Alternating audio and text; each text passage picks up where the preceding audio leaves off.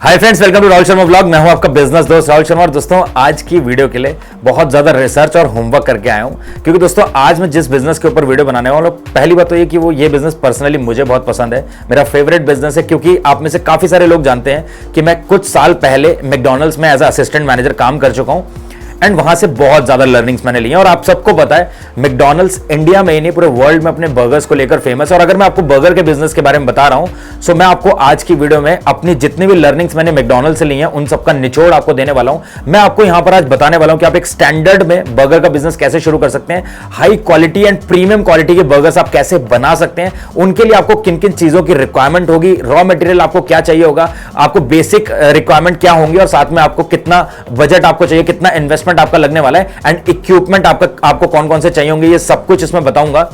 और एक चीज मैं आपको बता दूं, वीडियो के एंड में मैं आपको यह भी बताने वाला हूं कि जो बर्गर में टिक्की आप डालेंगे वो आपको कौन सी खरीदनी है। देखिए, बहुत सारी कंपनीज हैं जो टिक्की बनाती हैं और अलग अलग वैरायटी की टिक्की आपको मिल जाएंगी, जिससे आप मल्टीपल वैरायटी के बर्गर्स रख पाएंगे। चाहे आप आलू टिक्की बर्गर बनाना चाहते हैं, चाहे आप क्रिस्पी वेज बर्गर बनाना चाहते हैं, चाहे आप स्पाइसी पनीर बर्गर बनाना चाहते हैं, इन सबके लिए रेडीमेड टिक्की आती है, यानी कि पैटी आती है। उन पैटी को यूज करके आप बहुत आराम से एक हाई क्वालिटी के प्रीमियम क्वालिटी के बर्गर्स को बना सकते हैं बहुत आराम से। देखिए, मैं आपको एक चीज बताता हूं, मैकडॉनल्ड्स बर्गर नहीं बनाता है।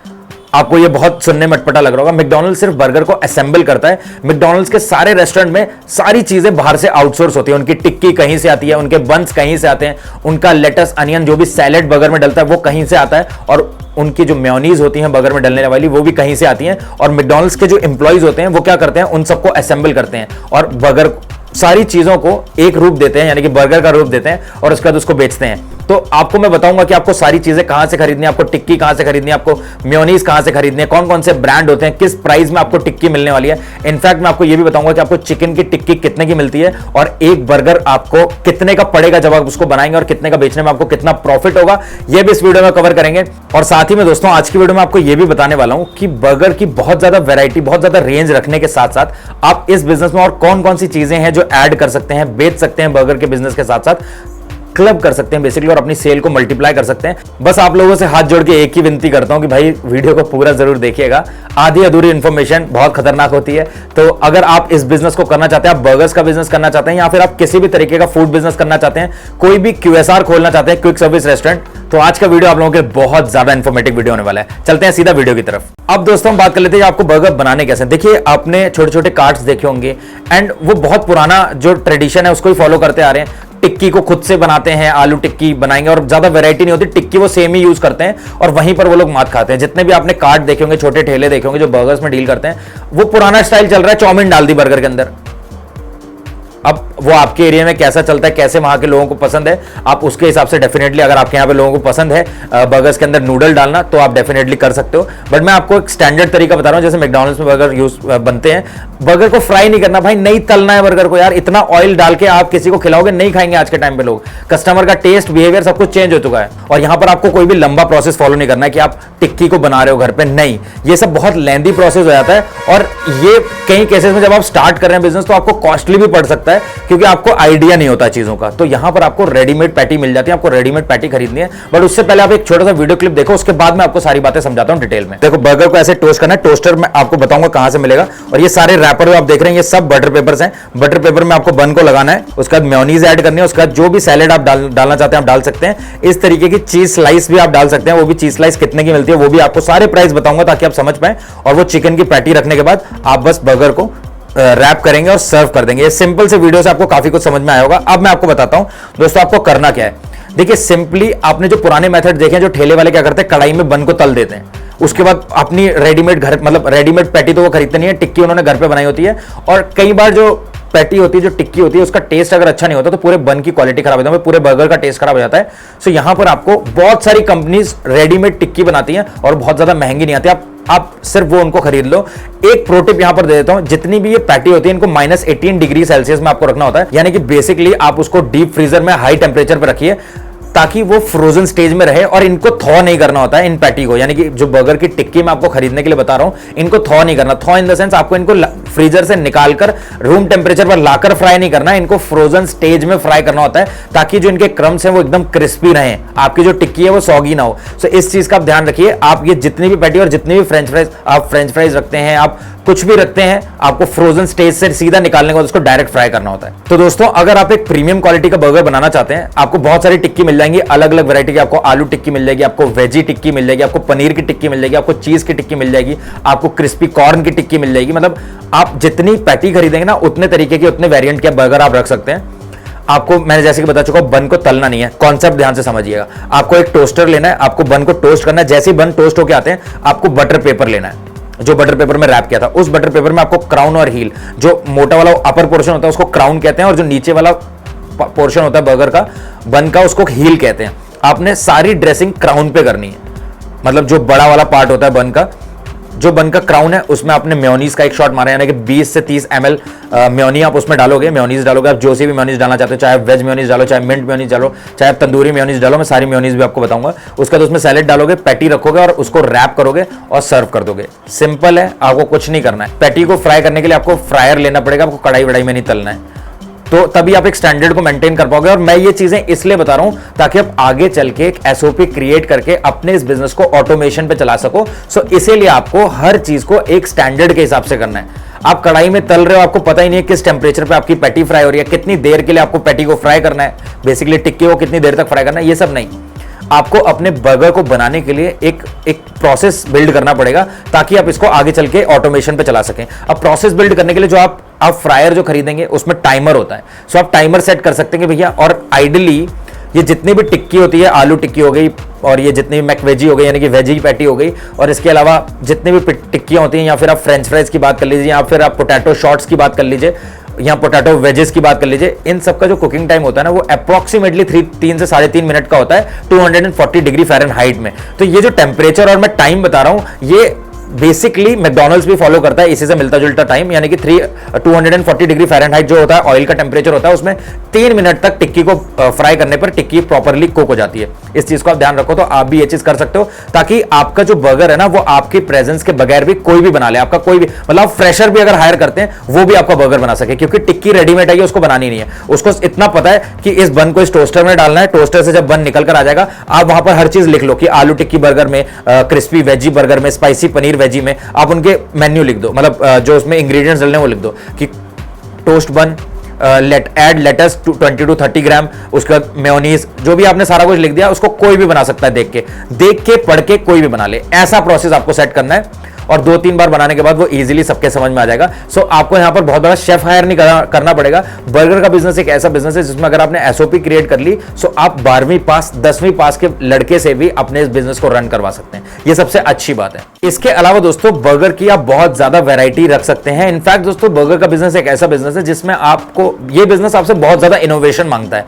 आप जितने ज्यादा इनोवेटिव होंगे, आप उतनी ज्यादा इसमें चेंजेस कर सकते हैं और बर्गर की वैरायटी ला सकते हैं। देखिए, आपने कभी भी देखा होगा कि मैकडॉनल्ड्स ना कुछ बर्गर्स को एक लिमिटेड टाइम ऑफर की तरह या फिर एक शॉर्ट पीरियड के लिए लॉन्च करता है, टाइम टू टाइम। मतलब एक लोगों में क्यूरियोसिटी बनी रहा है मैकडॉनल्ड्स में आते रहने के लिए, क्योंकि देखो मैकडॉनल्ड्स का जो मेन्यू है ना, वो बहुत ज्यादा वाइड नहीं है, बहुत छोटा सा मेन्यू है। तो इसके लिए क्या करता है, कोई भी फेस्टिवल आता है तो नया बर्गर लॉन्च कर देता है और उसकी टीवी पे दबा के ऐड चला देता है, ताकि उस बर्गर को खाने के लिए कस्टमर की भीड़ उमड़े और कस्टमर में क्यूरियोसिटी बनी रहेगी, यार वो मैकडॉनल्ड्स में एक मखनी बर्गर आया, उसको ट्राई करना है। तो उसको ट्राई करना है तो सिर्फ मखनी बर्गर नहीं खाएगा, वो बहुत बल्क ऑर्डर देगा, कस्टमर अपनी फैमिली के साथ आएगा। सो आपको क्या करना है, आप भी ये चीज कर सकते हो, और ये एक मार्केटिंग टेक्निक है। इसके अलावा एक सबसे अच्छी मार्केटिंग टेक्निक दे देता हूं, जो वडा बर्गर की मेरे को लगी।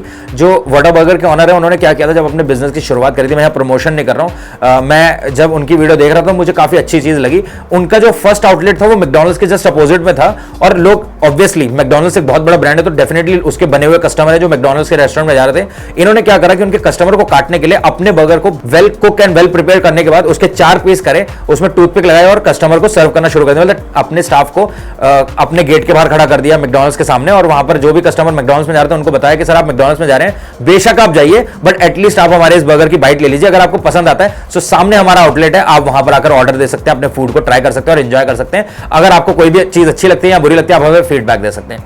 एंड डेफिनेटली उन्होंने इस कैंपेन को 2 से 3 महीने चलाया और अपनी सेल को बहुत अच्छे तरीके से बूस्ट किया। एंड फर्स्ट रेस्टोरेंट अगर आपका सही से चल गया सो आप ये समझ लो कि आपका फ्यूचर बहुत ब्राइट है। अगर आपका पहला रेस्टोरेंट ही सही से नहीं चल पाया सो आप समझ लो फिर आप मुश्किल है कि आप धंधे को आगे ले जाओ या आपके फैमिली वाले आपको सपोर्ट करें आगे धंधा करने के लिए। सो इसीलिए अपने पहले आउटलेट पे जान लगा दो। आप रेस्टोरेंट खोल रहे हो, आप क्लाउड किचन खोल रहे हो, यहाँ पे एक कार्ट खोल रहे हो, यहाँ पे एक फूड ट्रक खोल रहे हो, ये बिल्कुल भी मैटर नहीं करता कि आप बिजनेस को किस तरीके से शुरू कर रहे हो। मैटर ये करता है कि आने वाले साल भर में 2 साल बाद आप उस बिजनेस को कहां तक लेकर जाते हो।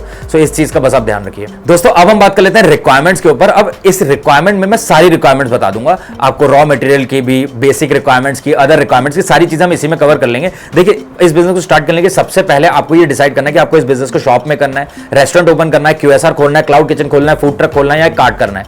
तो आप ये चीज डिसाइड करने के बाद सबसे पहला स्टेप क्या करो, आपको वो चीज परचेज करनी है। अगर आप शॉप में करना चाहते हो तो शॉप पसंद करो एक हाई फुटफॉल वाले एरिया में, या फिर अगर आप एक ठेला लगाना चाहते हो, कार्ट लगाना चाहते हो तो आप एक कार्ट पसंद करो और कार्ट का डिजाइन किस तरीके से रखना है वो आप बिल्कुल सेट कर लो। क्योंकि आपकी हर चीज अगर अलाइन होगी, हर चीज एक सिस्टम की तरह लगी होगी तो आपको बर्गर बनाने में आसानी होगी। आपकी हर चीज दाएं बाएं फैली हुई नहीं होनी चाहिए, पहली बात। सो आप ये चीज फाइनल करने के बाद अपना कार्ट, फूड ट्रक जो भी आप लेना चाहते हैं वो खरीद लीजिए, बहुत इंपॉर्टेंट है। और दूसरा स्टेप आपको करना, अगर आप शॉप लेकर कर रहे हैं तो आपको इंटीरियर डिजाइनिंग, फर्नीचर पर खर्चा करना पड़ेगा, तो वो चीज आप कर लीजिए। उसके बाद आपको खरीदने पड़ते हैं इक्विपमेंट। तो इक्विपमेंट में यहां पर आपको बहुत ज्यादा इक्विपमेंट नहीं खरीदने हैं, आपको बस 2 से 3 इक्विपमेंट खरीदने हैं। सबसे पहला है टोस्टर, उसके बाद है आपका फ्राइंग वैट, और तीसरा है आपका रैप ग्रिलर आप ले लो। इसके अलावा दोस्तों अगर आप एक रेस्टोरेंट खोल रहे हैं और वहां पर बर्गर का बिजनेस करना चाहते हैं, बेसिकली बर्गर रेस्टोरेंट खोल रहे हैं, सो आपको pause machine with display screen लेना पड़ेगा। यानी कि ऐसा पॉज मशीन जिसमें ऑर्डर पंच होने के बाद किचन में एक स्क्रीन लगा होता है, उस पर वो शो होता है, ताकि जो किचन में काम कर रहा है वो बंदा इजीली बना पाए। इस तरीके का पॉज मशीन आपको लेना पड़ेगा। अब मैं आपको ना छोटी छोटी रिक्वायरमेंट्स बताता हूं, आंख बंद करके आप इन चीजों को नोट डाउन कर लो और आपको ये सारी चीजें खरीद लेनी है बर्गर बिजनेस करने के लिए। सबसे पहले हम बात करते हैं बर्गर में डलने वाली चीजों के लिए। तो देखिए यहां पर आपको चाहिए होगा, आपको खीरा चाहिए होगा, प्याज चाहिए होगा, लेटस चाहिए होगा, टोमेटो चाहिए होगा, कैप्सिकम चाहिए होंगे, कॉर्न चाहिए होंगे, एलपिनोस चाहिए होंगे, चीज स्लाइस चाहिए होगी, ऑरिगेनो चाहिए होगा, लिक्विड चीज आप ले सकते हैं, डिफरेंट टाइप ऑफ मेयोनीज आपको चाहिए होगी, जैसे कि वेज मेयोनीज हो गई, टोमेटो मेयोनीज हो गई, तंदूरी मेयोनीज हो गई, चीज एंड गार्लिक मेयो हो गई, मखनी सॉस हो गई, टोमेटो सॉस हो गया, चिली सॉस हो गया। इस तरीके की काफी सारी चीजें आपको लेनी पड़ेंगी। इसके अलावा आपको दोस्तों बटर पेपर लेना होगा और साथ ही में आपको बर्गर बॉक्सेस लेने होंगे जो कि फ्लैट में आते हैं, आप उनको आराम से मंगा सकते हैं। इनफैक्ट मेरी बहुत सारी वीडियोस में आप लोगों के कमेंट्स आते हैं भैया ये इक्विपमेंट कहां से खरीदें, जो भी आपने वीडियो में दिखाया हम कहां से खरीदें। देखो ओपन मार्केट है, आप इंडिया मार्ट में जाओ, चेक करो। देखो यहां पर स्क्रीन में मैं जो पैटी दिखा रहा हूं उनके आपको सबके नाम पता चल जाएंगे, कंपनी के नाम मिल जाएंगे। आप बस सर्च ऑप्शन पे जाकर उस नाम को डाल दो, आपको काफी सारे सप्लायर्स मिल जाएंगे। दोस्तों अब हम बात कर लेते हैं बर्गर में जो आप टिक्की यूज करोगे, जो पैटी आप डालने वाले हो, वो अगर आप रेडीमेड खरीदते हो तो उसका प्राइस आपको क्या पड़ने वाला है। देखिए दोस्तों अगर मैं बात करूं कुछ एक ब्रांड्स की, तो ये मकेन की आपको मिल जाएंगी टिक्की, आईटीसी की मिल जाएगी, हाइफन की मिल जाएगी और विस्टा की मिल जाएगी। ये कुछ कंपनी है, ये कुछ ब्रांड है जो काफी सारे फ्रोजन फूड्स में डील करते हैं, काफी सारे फ्रोजन फूड्स बनाते हैं। सो आप इनसे कांटेक्ट कर सकते हैं और इनके सप्लायर से, डीलर, डिस्ट्रीब्यूटर, जिससे भी आप लेना चाहें, आप इन कंपनी से ये सारी चीजें ले सकते हैं। पैटी की बहुत सारी वैरायटी ले सकते हैं और अपने इस बिजनेस को शुरू कर सकते हैं। अब मैं पैटी का प्राइस आपको दिखाता हूं। देखिए आईटीसी ब्रांड की अगर आप चिकन पैटी लेते हैं तो उसका पैकेट जो है वो 510 रुपए से स्टार्ट होता है, जिसमें जो पैटी होती है वो 28 होती हैं। और अगर हम बात करें पर पीस का, यानी कि हर पैटी के प्राइस की, तो वो 18.214 यानी कि 18 रुपए, 18.5 रुपए के आसपास आपको पड़ेगी। और अगर आप और किसी कंपनी की लेते हैं, छोटी कंपनी की लेते हैं, तो वो आपको 12 से 14 रुपए की भी पैटी पड़ जाएगी। चिकन की पैटी मैं आपको बता रहा हूं। आप ध्यान रखिए चिकन बर्गर जो आप बनाने के बाद सेल करेंगे वो भी आपका कॉस्टली बिकेगा, और ये जो टिक्की है वो 12 से 18 रुपए के बीच में आपको मिल जाएगी। इसके अलावा दोस्तों आलू टिक्की पैटी आपको 8 रुपए के आसपास मिल जाएगी। अगर हम बात करें वेजी पैटी की, तो वेजी पैटी आपको 8.5 से 9 रुपए के बीच में मिल जाएगी। स्पाइसी पनीर की जो पैटी होती है वो आपको 12 से 14 रुपए के आसपास मिल जाएगी। और इन पैटी को यूज करके अगर आप बर्गर बनाते हो तो उसका टेस्ट एक नंबर का होगा। और साथ ही में दोस्तों बर्गर के साथ साथ आप फ्रेंच फ्राइज रख सकते हो, पोटैटो वेजेस रख सकते हो, और साथ ही में आप पोटैटो शॉट्स रख सकते हो। ये सब कुछ आपको इन सारी कंपनी से मिल जाएगा। इसके अलावा भी बहुत सारे फ्रोजन फूड्स होते हैं जो आपको यहां से मिल जाएंगे। इनफैक्ट आपको रैप जो IFB होती है, इंडियन फ्लैट ब्रेड, यानी कि जो रैप की जो रोटी होती है मैदे की बनी हुई, आप वो भी इनसे खरीद सकते हैं और उससे आप काफी वैरायटी के रैप्स भी रख सकते हो और एक अपने बिजनेस को अच्छे लेवल तक ले जा सकते हो। इसके अलावा दोस्तों इनकी जो सेल्फ लाइफ होती है, यानी कि एक्सपायरी होती है, वो 12 से 18 महीने के बीच में आपको मिलेगी। किसी किसी की 12 महीने, किसी किसी की 18 महीने, वेरी करता है कंपनी टू कंपनी। एंड इसके जो प्राइसेस है वो आप सिंपली मैंने आपको बता दी है पर पीस के हिसाब से, बट ये आपको केजी में मिलेंगी, आप केजी में ले सकते हो। बट आपको आइडली जो पैटी का प्राइस मैंने आपको बताया इतना ही पड़ेगा। अगर मैं आपको आलू टिक्की का प्राइस 8 से 8.5 रुपए बता रहा हूं, सो ये 8 से 8.5 रुपए में आपको मिल जाएगी। इनफैक्ट दोस्तों ये बहुत ज्यादा मैटर करता है कि आप कौन से सप्लायर से ले रहे हैं, कौन से डीलर से ले रहे हैं, और उसके बाद ये मैटर करता है कि आप कितनी बल्क क्वांटिटी में ले रहे हैं। हो सकता है आपको आलू टिक्की की जो पैटी है वो आपको 5 रुपए की या 6 रुपए की भी मिल जाए, ये भी पॉसिबल है, डिपेंड करता है आप कितनी बल्क क्वांटिटी ले रहे हैं।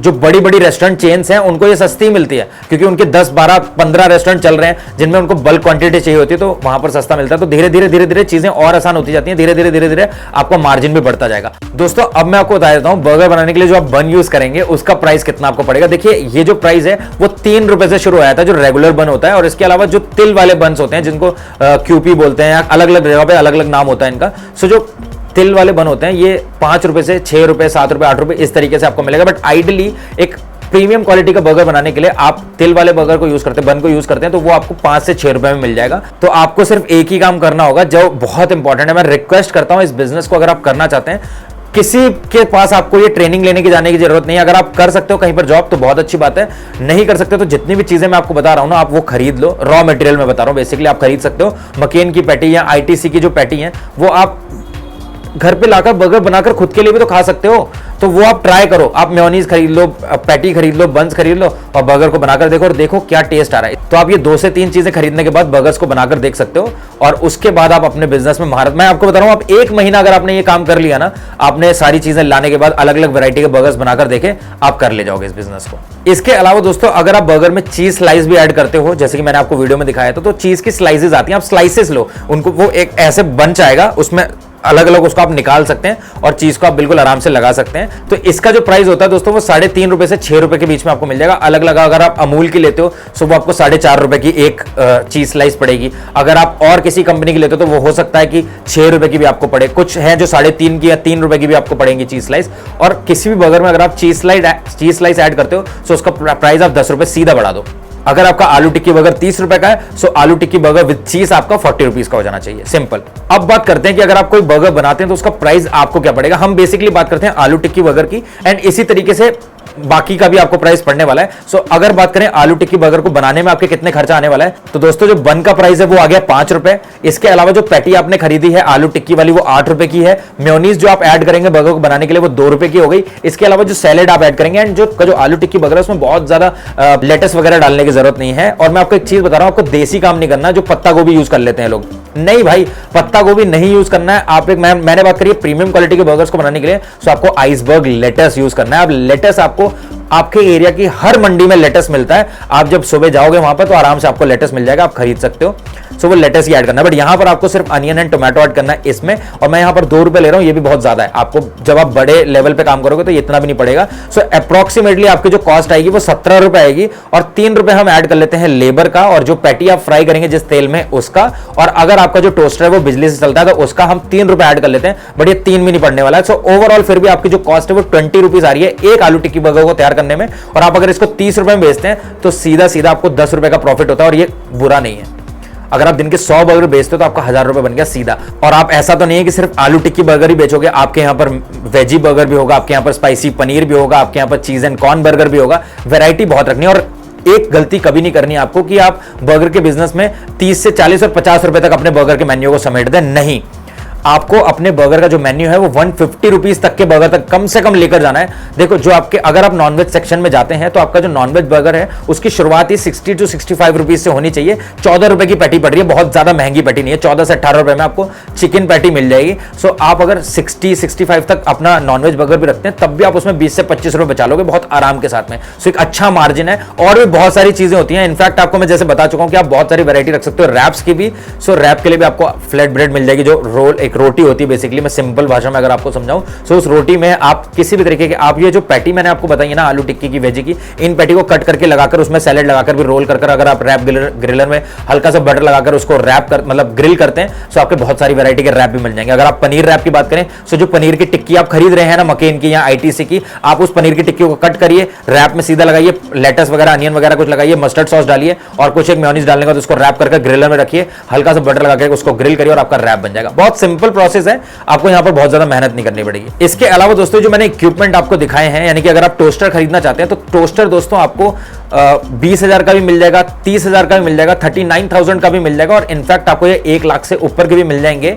ये डिपेंड करता है कि आप कितने बजट के साथ इस बिजनेस को शुरू कर रहे हैं। अगर आपका टोस्टर लेने का भी बजट नहीं है और आप एक छोटे से कार्ट में कर रहे हैं तो भैया आप तवे पे बर्गर को सेक सकते हैं, बट आपको तलने नहीं है, बस इतना समझ लो। बंस में बहुत ज्यादा ऑयल घुस जाता है अगर आप उसको तलते हैं, तो बस इस चीज का ध्यान रखो, आप तवे में सेक लो बट आपको उन्हें तलना नहीं है। इसके अलावा टोस्टर अगर आप खरीद सकते हो तो टोस्टर आप खरीद लो, और जो टोस्टर आते हैं वो गैस से चलने वाले भी आते हैं और इलेक्ट्रिसिटी से चलने वाले भी आते हैं। तो आप किसको लेना आपके लिए सही रहेगा, कौन सा वाला लेना आपके लिए सही रहेगा। अगर आपके पास गैस की सुविधा इजीली है तो आप गैस से ले लो, गैस वाले ले लो, और अगर आपके पास बिजली की सुविधा है तो आप इलेक्ट्रिसिटी ऑपरेटेड भी ले सकते हो। इसके अलावा अगर हम बात करें फ्राइंग वैट्स की, तो वैट भी दोस्तों 6,500 रुपए से स्टार्ट हो जाता है। बट यहां पर देखने वाली चीज और समझने वाली चीज ये है, जितना सस्ता आप लोगे उतना छोटा वैट आपको मिलेगा, उतने कम लीटर ऑयल उसमें आएगा। सो आप कम से कम 10 से 14 लीटर ऑयल कम से कम जिस वैट में आता हो वो वैट लेना प्रेफर करिए। तो ये जो वैट आएगा वो आपको 15 से 16,000 18,000 के बीच में आएगा। और वैट की अगर मैं बात करूं तो जो फुल्ली ऑटोमेटिक वैट्स आते हैं जिसमें आपको पैटी को फ्राई करना है वो दोस्तों 1.5 लाख पे भी आते हैं, 1.5 लाख के भी आते हैं। जैसे कि फ्राई मास्टर, मैकडॉनल्ड्स जो यूज करता है वो फ्राई मास्टर के वैट्स यूज करता है। इसके अलावा भी भैया बहुत सारी बड़ी बड़ी कंपनीज हैं और उनके वैट्स जो है मतलब फ्राइंग वैट्स हैं वो 3.5 4 लाख के भी हैं। सो डिपेंड करता है कि आप भैया कितना बजट लगाना चाहते हैं। बट हर एक महंगी प्रोडक्ट का इंडिया में सस्ता ऑप्शन भी अवेलेबल है, तो निराश होने की जरूरत नहीं है। आप अगर 2.5 लाख का 3 लाख का फ्राइंग वैट नहीं खरीद सकते तो आपको छोटा भी मिल जाएगा। इसके अलावा जो मैंने आपको रैप ग्रिलर बताया था, अगर आप देसी रैप ग्रिलर खरीदते हो तो आपको 3-3.5 रुपए में मिल जाएगा। बट अगर आप अच्छी क्वालिटी का थोड़ा सा हैवी खरीदते हो कमर्शियल रैप ग्रिलर या ग्रिलर, तो वो आपको 6,500-7,000 में सही मिल जाएगा। तो दोस्तों आज की वीडियो में सिर्फ इतना ही। उम्मीद करता हूं आपको वीडियो पसंद आई होगी। दोस्तों अगर आपको वीडियो थोड़ी बहुत इंफॉर्मेटिव लगी तो प्लीज मेहरबानी करके वीडियो को लाइक जरूर करिएगा, और अगर आप चैनल पे नए हैं तो चैनल को सब्सक्राइब जरूर करिएगा। इनफैक्ट दोस्तों बर्गर्स के बिजनेस में बहुत सारी चीजें हैं बताने के लिए, बट मैंने कोशिश करी है कि बहुत शॉर्ट वीडियो रखने के साथ साथ मैं काफी कुछ आपको बता पाऊं। हालांकि वीडियो थोड़ी सी लंबी हो गई उसके लिए मैं माफी चाहता हूं, एंड मैंने बहुत तेज बोलने की कोशिश करी है ताकि मैं काफी ज्यादा पॉइंट्स को कवर कर पाऊं। अगर आपको वीडियो पसंद आए तो प्लीज लाइक करके मेरी मेहनत को सफल बना सकते हैं आप। बस आपको लाइक करना है जो कि फ्री ऑफ कॉस्ट है। मिलते हैं दोस्तों नेक्स्ट वीडियो में, तब तक के लिए जय हिंद, जय भारत।